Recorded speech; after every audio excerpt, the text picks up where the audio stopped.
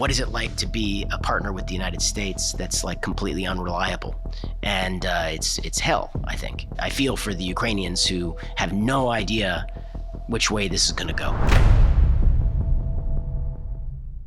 This week marks a year since Donald Trump took office for his second term, and a lot of that was focused on the US-led peace efforts in Ukraine. To mark the occasion, we're speaking to Adam Entous from the New York Times, who wrote an incredible investigation into the behind-the-scenes workings of that process. All right, hi Adam, thanks for joining us in a very chilly Kyiv.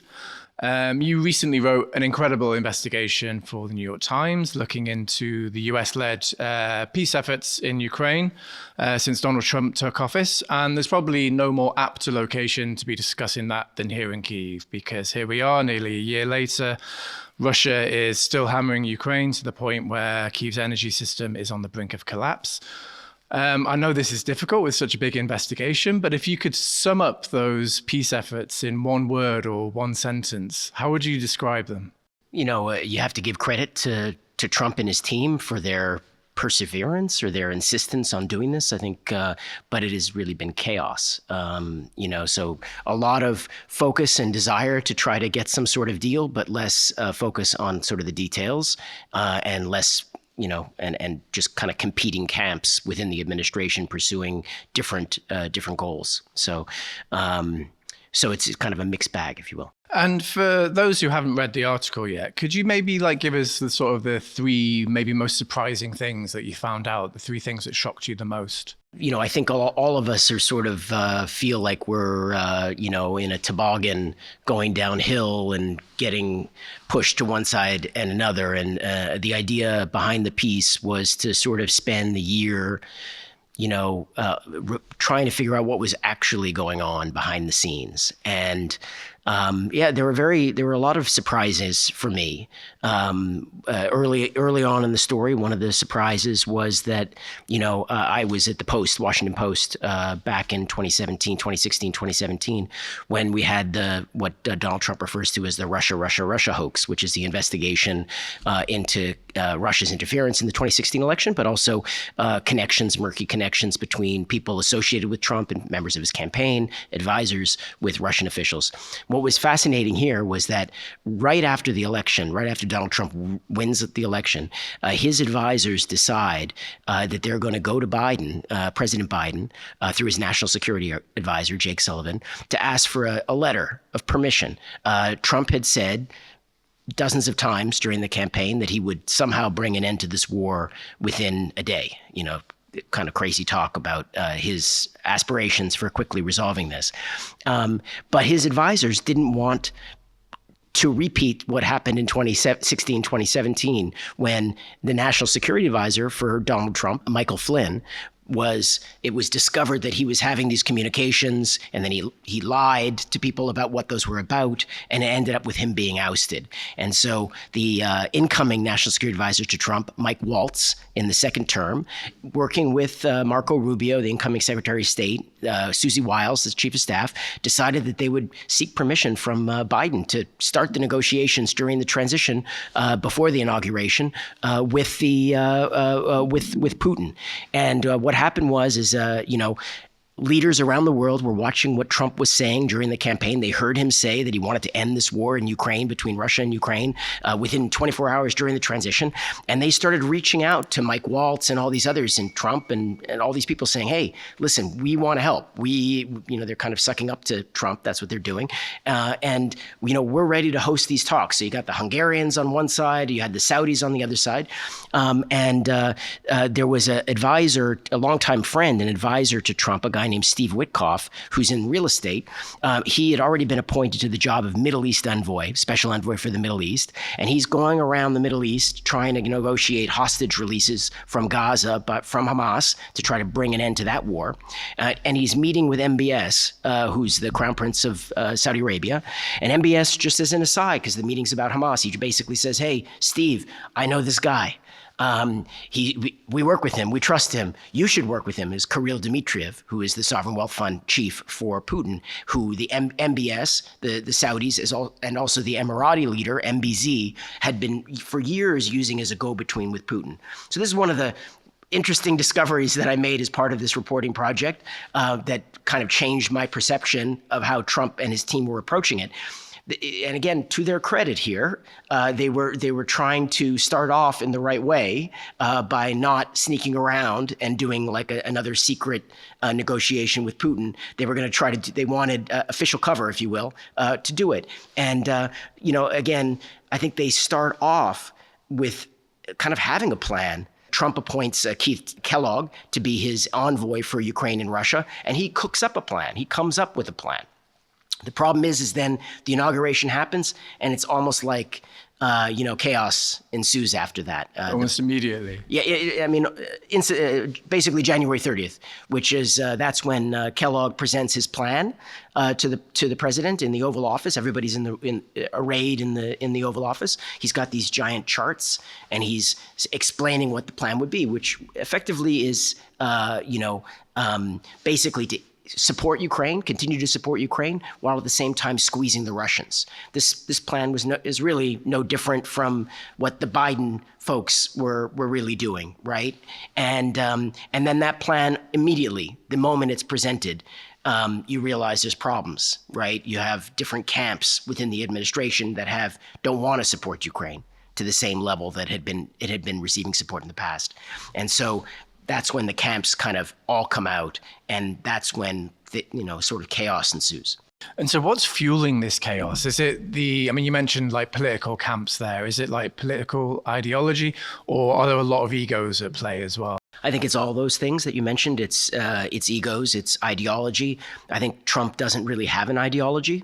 Vance has an ideology. The vice president, Vance, has an ideology. Keith Kellogg has an ideology. His ideology is an anti-Putin ideology. Vance has a ideology that Ukraine is basically in his view, sort of a sinking ship. And investing more resources that we have in Ukraine is taking those resources away from what he sees as a higher priority, which is countering China, let's say. And he also doesn't see Russia as a big threat. Whereas Keith Kellogg, who's supposed to be the guy in charge, but quickly finds out that he's not in charge, he sees Putin as the big threat. He's the KGB threat. So you basically have Keith Kellogg, who's the advisor, who sees Zelensky as a hero, right? And you have Trump, who thinks that Zelensky, I don't know, can I use bad words here? Or? Okay. In meetings, he would refer to him as that motherfucker. Right? So you had Keith Kellogg, who literally in meetings with Trump would compare Zelensky to Abraham Lincoln. And you have the president who thinks that he's a motherfucker, right?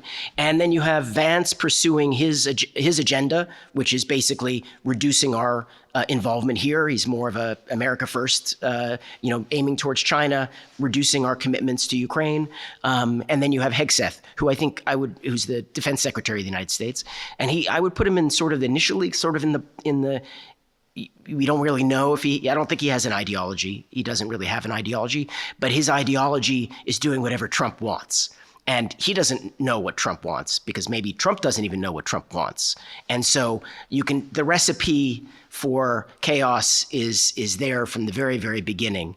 And, Ukraine is not the only partner to the United States that has had to, go through this.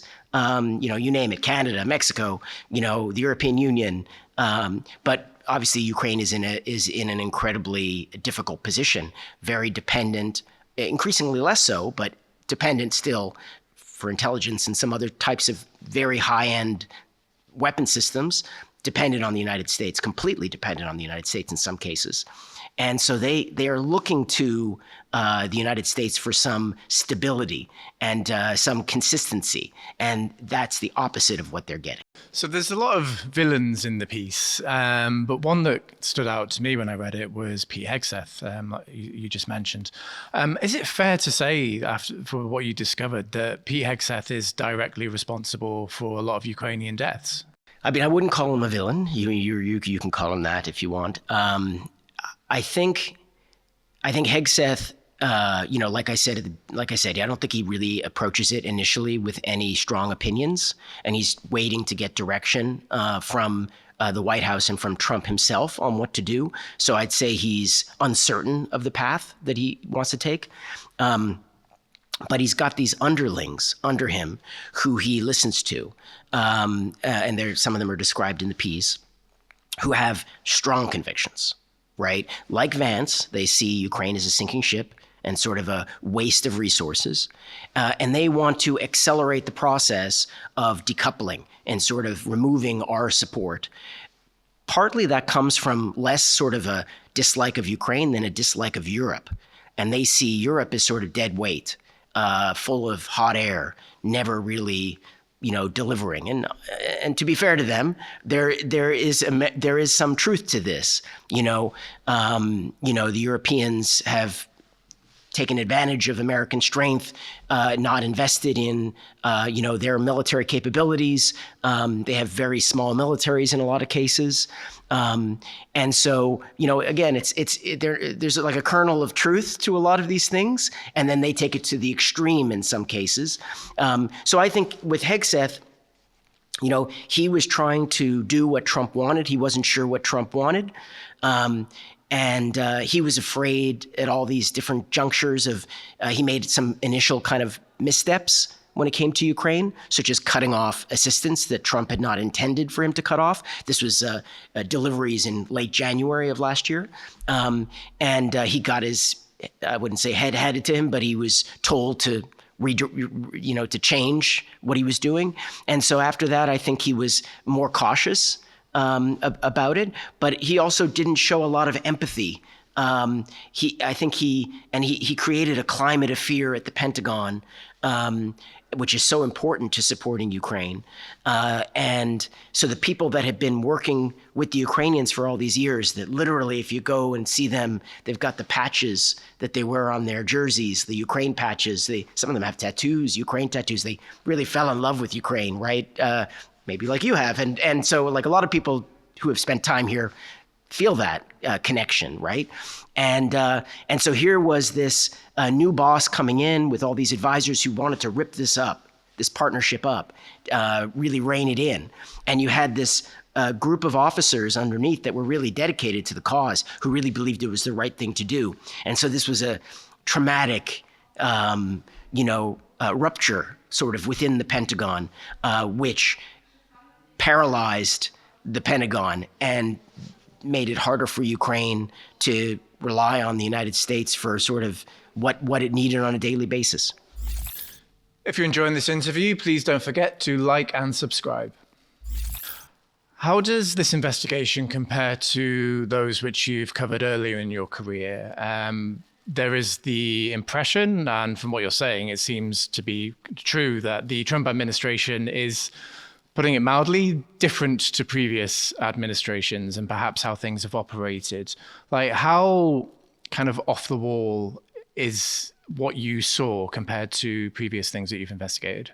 So I went through the first Trump administration, and what's different about this one is you in the previous one, you had sort of independent actors, much more independent actors within the administration. So the defense secretary was James Mattis initially, who was very supportive of Ukraine, very hawkish on Russia.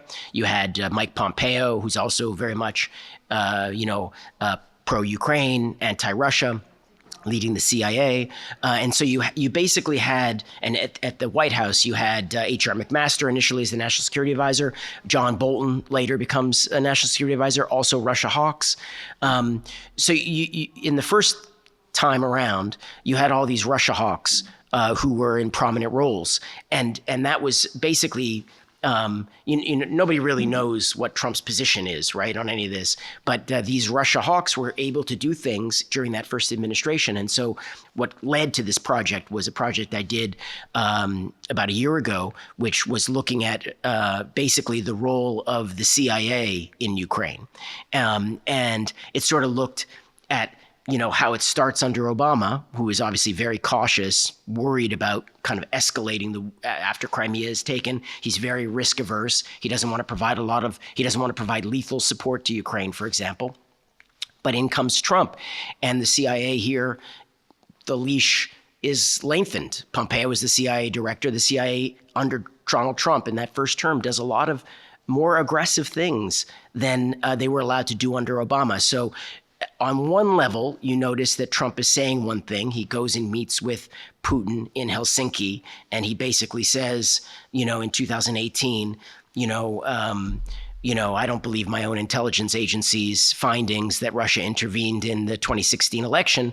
I think, Putin just told me that they didn't intervene, and I have no reason why I should doubt what Putin just told me, because he worded it very strongly. And so you have at one level that happening. And then at another level, below the waterline, right? So it's kind of an iceberg, and below the waterline, the iceberg is big, and the CIA is doing a lot more than we appreciated, right? And in some ways that's also true now. And while the U.S. military has pulled back in its support to Ukraine, partly because of Hegseth's approach and Trump's approach, but and because of the desire to put those resources into other priorities, such as Venezuela, China, you name it, maybe Greenland, and so. But at the same time, the CIA has been able to largely continue to do what it was allowed to do under Joe Biden since the 2022 large-scale invasion. And the CIA has largely continued with what it was doing. And so you kind of have the similar situation. The difference this time is the Pentagon is sort of handcuffed in some cases by Hegseth, and in some cases by just the way a military operates. It's very hierarchical, and orders have to be given, and in the absence of orders, they kind of do nothing, and because they're all afraid of violating the intent of the president or violating the intent of the Secretary of Defense. Basically, this is similar to what we saw in the past, but it is different in that you don't have as many secretaries, in cabinet positions who are willing to kind of chart their own course. They're very much, trying to stay in step with what Trump appears to be doing, although it's unclear what Trump appears to be doing most of the time. Because, one of the things in your piece is that the CIA is giving information for long-range drone strikes on the oil refineries, right? So that starts under Biden. At the very end of the Biden administration, it starts. And also at the end of Biden administration, the U.S. military is providing targeting data to allow strikes with what are called ATACMS and Storm Shadow missiles. These are really long-range missiles that the Americans and the British have provided to the Ukrainians. So at the end of the Biden administration, he gave authority to the CIA and to the military to enable strikes inside of Russia. In the case of the military, they could help with strikes using long-range weapon systems like ATACMS and Storm Shadows. In the case of the CIA, they could help with long-range drone strikes. And the CIA does the first one against a target, which is in a Russian area known as Toropets. And they do this first kind of drone wave. The CIA basically provides the Ukrainians with intelligence about where the Russian defenses are to prevent the strike. So here's where the air defenses are located, which the Americans get from the satellites. And so that way the Ukrainians can know kind of where they need to fly the drones, how to ensure they're not shot down or enough of them are not shot down to actually hit the target and destroy the target. So they do that the first time in September 2024. And then that was a success. So the Americans deemed that a success. And so that continued. And now Trump comes in and he doesn't change the rules. He leaves the same rules in place, which basically means the CIA and the U.S. military can enable Ukrainian drone strikes inside of Russia against basically, they expand, at the end of the Biden administration, they expanded out to say, initially it was military targets, such as Toropets, which was a giant arms depot. And then that's expanded to basically include defense industrial base. Factories that are building explosives, energetics, which is what that's referred to.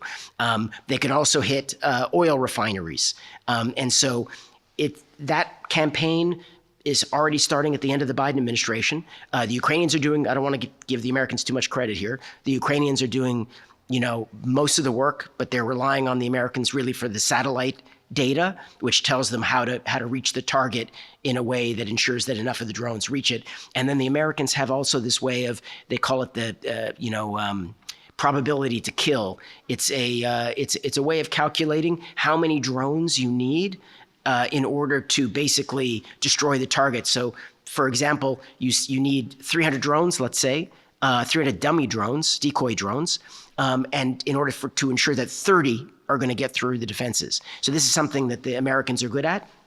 They provide this to the Ukrainians. So at the beginning of the Trump administration, these authorities stay in place. The problem is the Pentagon is very afraid to continue to enable strikes inside of Russia with American supplied equipment. It wasn't like Hegseth said, we got to stop that. I'm not even sure Hegseth even knew we were doing it, to be completely honest with you. But what happened in that case is they effectively ran out of the missiles, and we didn't supply them anymore. And so they didn't have the missiles to do it. And they had maybe enough to do 1 or 2 strikes in Russia. That was it. And the U.S. general who was in charge of European Command at the time, General Kavoli, told the Ukrainians, there were at that point 18 ATACMS, long-range missiles left that the Ukrainians had, basically said, we're not going to enable them to use strikes. At that point, they were trying to defend Kursk. And basically, Kavoli explained to Umarov and to Syrskyi, we're just not going to be able to do it. You should save these 18. You're not going to get any more from Hegseth and company. You might as well save them for use maybe in Donetsk at some point down the road. It wasn't enough to make a difference. Meanwhile, the CIA and the military is still enabling the long-range drone strikes. Those are using Ukrainian drones. What happens is kind of a fascinating story is the strikes are really not that effective initially. What's happening is the Ukrainians are sending the drones to hit these tankers, these tanks that hold the fuel at these refineries. And the drones would hit the tanks, make these massive explosions, look great on Twitter, look great on, social media, but they were having almost no effect on the ability of the Russians to pump, because they just can pump more and more and more. So what the Americans sort of are desperate to find some way to help the Ukrainians be more effective with these strikes. At this point, Donald Trump has been advised. He's advised first on January 30th in that meeting with Keith Kellogg, we got to put some sanctions on the Russian oil sector, squeeze the Russian economy. And Trump is reluctant to do it. He doesn't want to do it because he thinks if he does it, that Putin is going to walk. That's going to be the end of the negotiations. So he's reluctant to pull the trigger on the sanctions. Plus, he's skeptical that the sanctions are going to have much of an impact. And so the CIA guys and the military guys who want to help Ukraine are looking for something else that they could do to try to help slow down the Russian war machine. And so what some CIA guy comes up with this, locates this at these refineries, there are these special types of pipes called couplers that kind of link the pipes together. And they're very hard to come by, extremely hard to repair. My understanding is most of them were purchased by the Russians from the United States and U.S. companies, back before Crimea was, before they did Crimea and before the sanctions were tightened. And so it's when these things are hit, it would take down the refineries for weeks or months at a time. And so the CIA comes to the Ukrainians and says, listen, instead of hitting those beautiful tanks that you keep on wanting to blow up, instead, try to hit these couplers. Here's a satellite image that shows where it's located. This is the coordinates that you need to set the drone to in order to hit these locations. And so they started feeding that data, the intel data, to the Ukrainians, and they started hitting those couplers. And the results were very effective. And as it became evident that this was actually working, this is when John Ratcliffe, who's the CIA director, he goes and he talks to Trump. They have I wouldn't say a standing tea time, but they have they go play golf on a lot of Sundays. And, that's where they have some of these conversations. And at one point, Radcliffe explains to Trump, listen, this is having a great effect. It's bleeding the Russian economy. It's hurting their ability to basically pump oil. And Trump's response was something to the effect of, this is great. Good work. And, because Putin is jerking me off. Right. And so, you're getting a glimpse of sort of these two faces of Donald Trump on this front. On the one hand, he seems to, publicly embrace Putin. But then behind the scenes, through the CIA in particular, he's not unwilling to also push, in ways that even Biden was reluctant to push. For example, the Ukrainians have been doing maritime strikes with naval drones, maritime drones on the Shadow Fleet, the vessels, right? That are like the Ukrainians, with help from the CIA, have been hitting those vessels in the Mediterranean and the Black Sea. I mean, think about the logistics involved in, last time I checked, Ukraine doesn't have a coast on the Mediterranean, right? So this is big ocean that they're that they're helping the Ukrainians navigate to the right locations, right? And so I think one can definitely criticize Trump for kind of chaos and for a lack of consistency, that's for sure. But at the same time, he's exhausting in his pursuit of trying to get some sort of deal. And so I tried hard in this story, even though there's a lot to criticize here, right? I have to say, even though I don't necessarily always agree with Steve Witkoff or what these people are saying, right?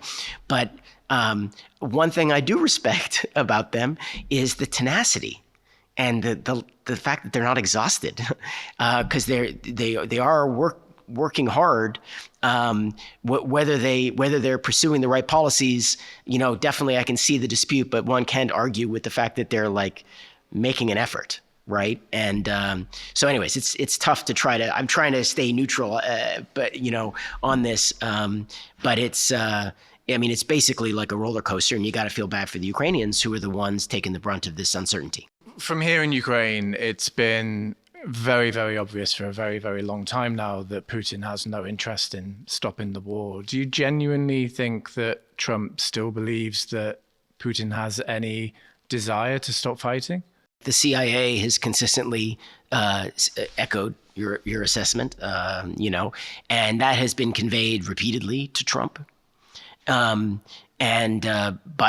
he has an advisor that he, I think, listens to as much, if not more, Steve Witkoff, and Jared Kushner, his son-in-law, who recently, a few months back, became involved in these negotiations. And Steve Witkoff and Jared recently have met with Putin. Their impression is that Putin does want to end it. On what terms remains quite ambiguous. And so, this is really like what it all boils down to, right? So there have been lots of negotiations in Miami Beach and in Paris and in Geneva, you name it. They've been negotiating. I think they're doing it in Davos now. Like, to what end, right? Is Putin actually interested in this deal? I certainly have seen no evidence that he is. I think Steve Witkoff, based on his contacts with him and people that are close to Putin, or allegedly close to Putin, believe that he's interested in maybe ending it. But, the details are what really matter here. And, I don't know.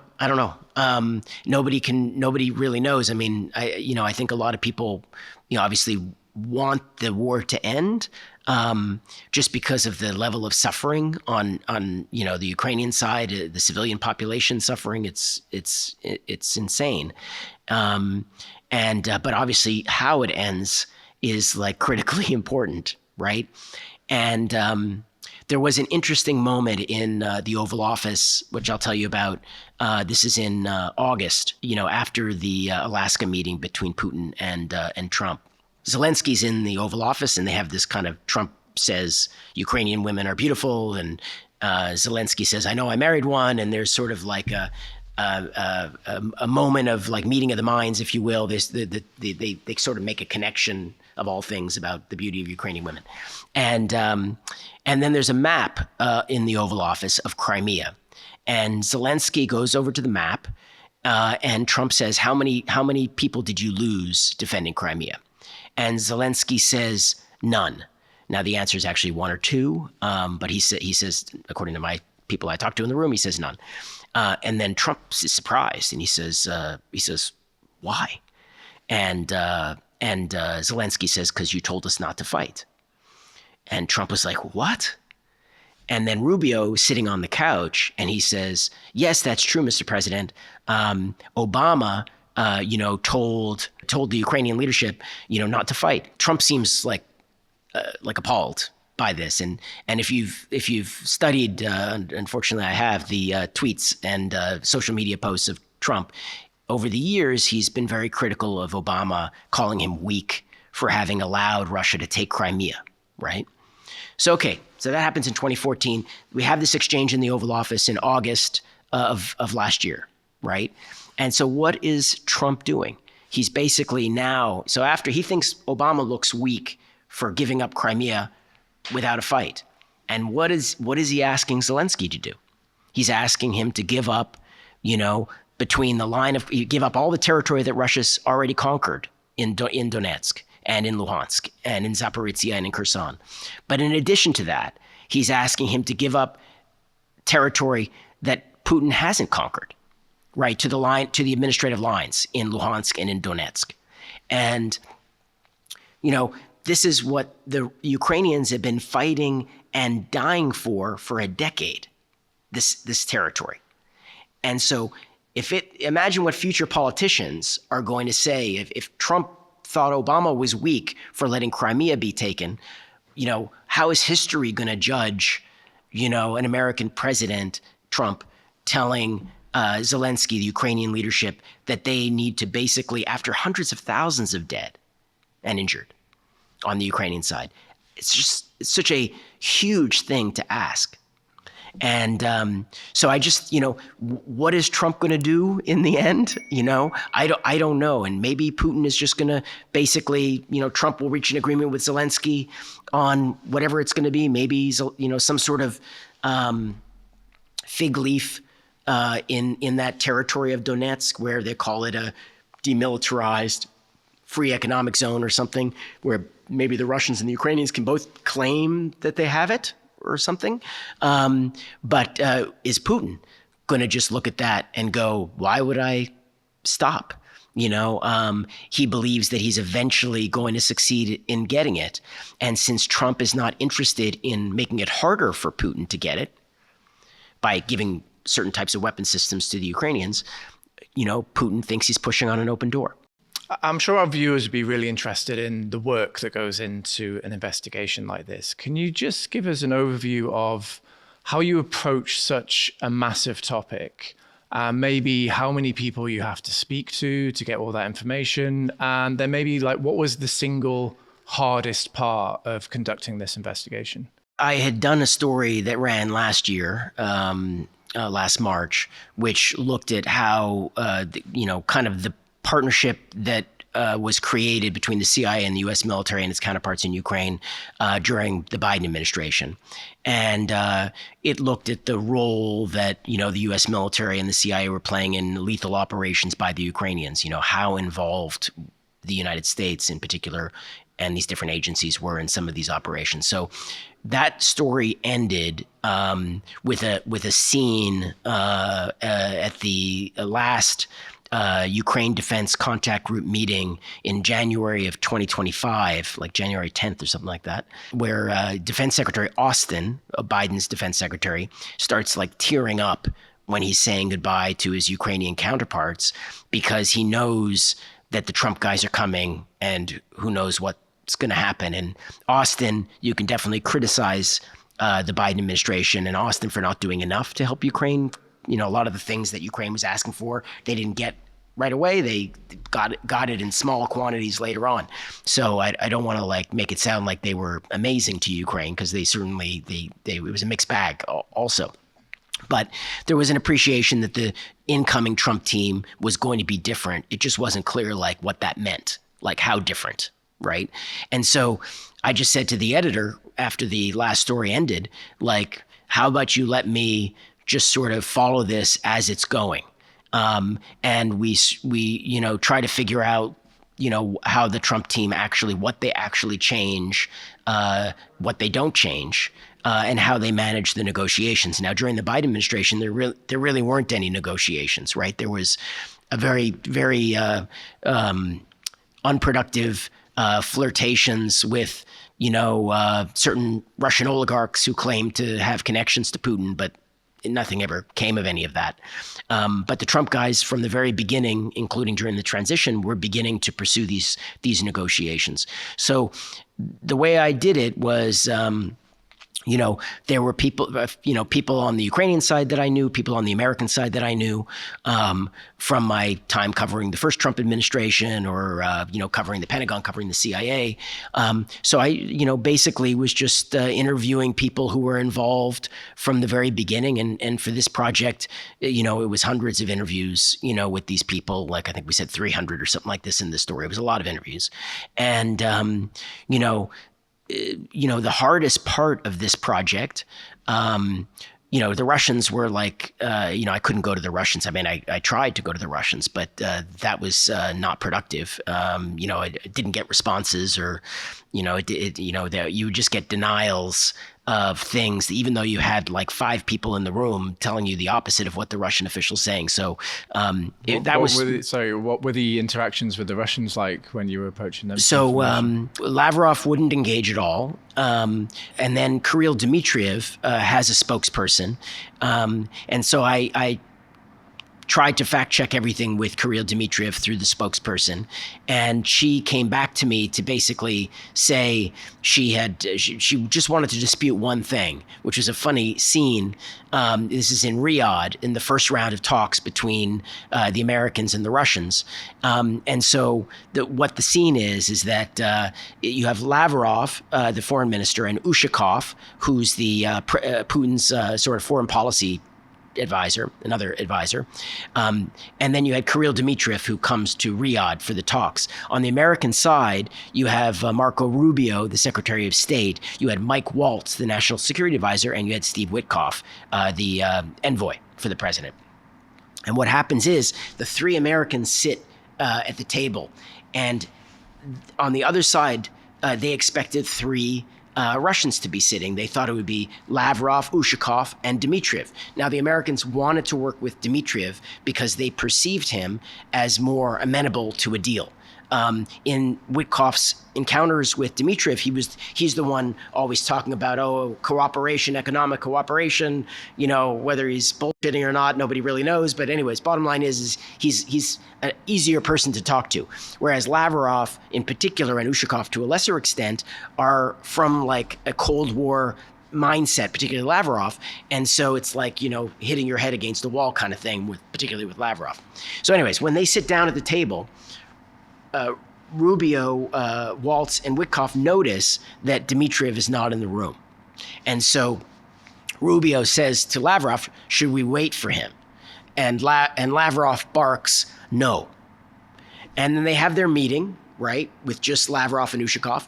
And then they have a break. I think it's a coffee or lunch break or something like this. And then they come back into the room. And suddenly Dmitriev is now in the room. And Lavrov comes over and takes his chair, Dmitriev's chair, and moves it to the back of the room. And then Dmitriev takes the chair that Lavrov just moved, and he moved it back up to the table, and he sits down in it so Lavrov can't move him. And then Lavrov sort of grudgingly sits down next to him. So anyways, the Americans had a window into, now whether it's real or not, it could have just been performance, right? But they had and it reinforced in their minds that Dmitriev was like the good cop, if you will, and Lavrov is the bad cop. And so it was this interesting moment, where the Americans thought they got a window into like the inner workings and the internal divisions on the Russian side. Now, I'm not sure if that was, you probably heard the term Maskarova, which is like a Russian deception operation. Like maybe that was planned. I don't know. Nobody knows. No, I mean, they know. So anyway, so I asked Dmitriev's spokesperson. This was on my list of things that I was trying to fact check.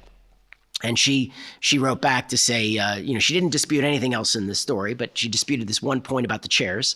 And she said, this was all pre-planned, that he wouldn't be in the first meeting, but wouldn't be in the second meeting. So it's totally false that there was this, tension on the Russian side, and which I included in the story as a parenthetical after I explained the situation with the chairs. But I had spoken to everybody in the room who described the same scene. And it was an unforgettable moment, for these people. So anyways, it's an example where, I was, in my dreams, Kirill would have called me up and he would have said, that Lavrov guy, what an asshole. And, I can't believe he cut me out of the meeting or whatever. But in the end, I do understand that their system does not tolerate much dissent. So, that was again a fantasy that that he would respond to that. But this was it was a very frustrating exercise doing this, and very hard doing this story. But it was also really funny. Like, you just saw like these hilarious moments where like this is like so serious and everybody's dying, and and I go to Pokrovsk and I see how hard it is in that direction, right?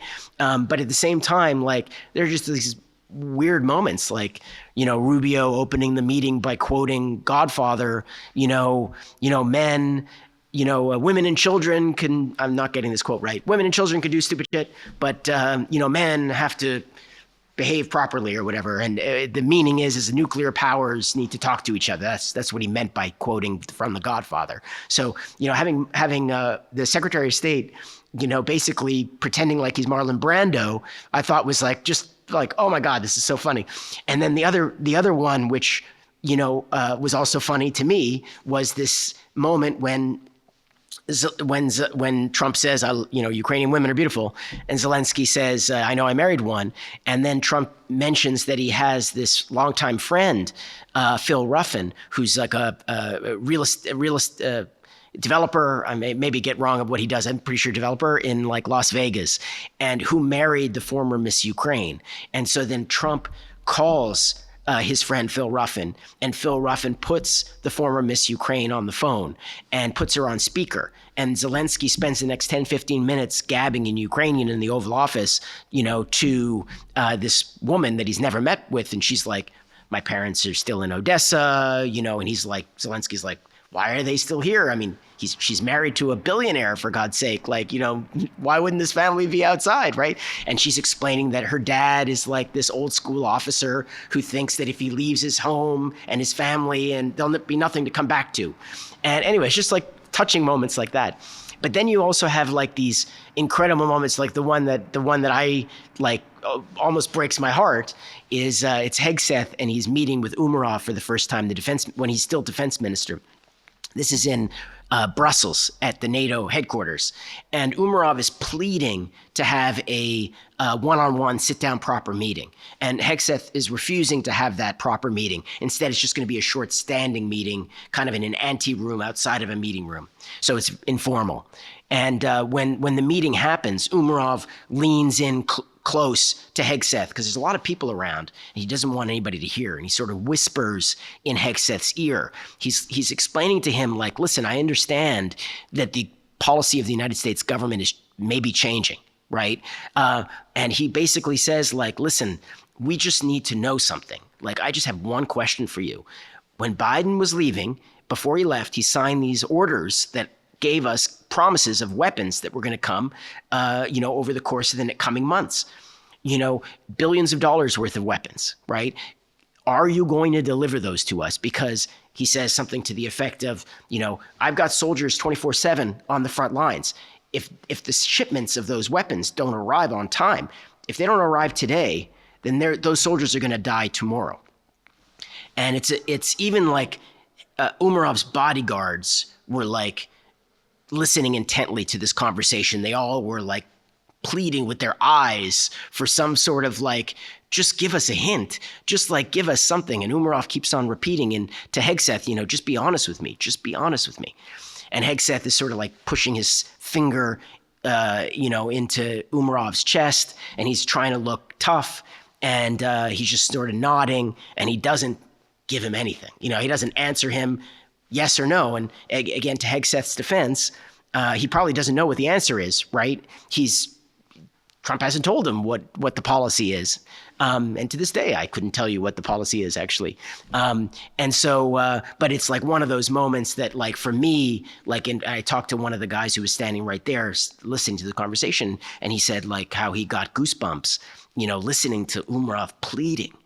And, and then he said it was like the most powerful moment that he's ever seen, and that one broke my heart because, I think Umarov handled himself really like properly, and he wasn't pleading for weapons. He wasn't asking for stuff. Usually that's what the Ukrainians are doing in these meetings. He just wants to know, is that thing that you promised us going to come or not? And they don't even get the answer. And so that kind of sums up, if you ask me, the whole story, which is basically, what is it like to be a partner with the United States that's like completely unreliable? And it's hell, I think. And I feel for the Ukrainians who have no idea which way this is going to go. Russia is still relentlessly attacking Ukraine with mass missile and drone strikes, to the point now where Kyiv's energy system is near the brink of collapse. No matter how hard it gets, though, the Kyiv Independent will stay here to be reporting from the ground, and you can help us in that mission by either subscribing to our YouTube channel or becoming a member of the Kyiv Independent.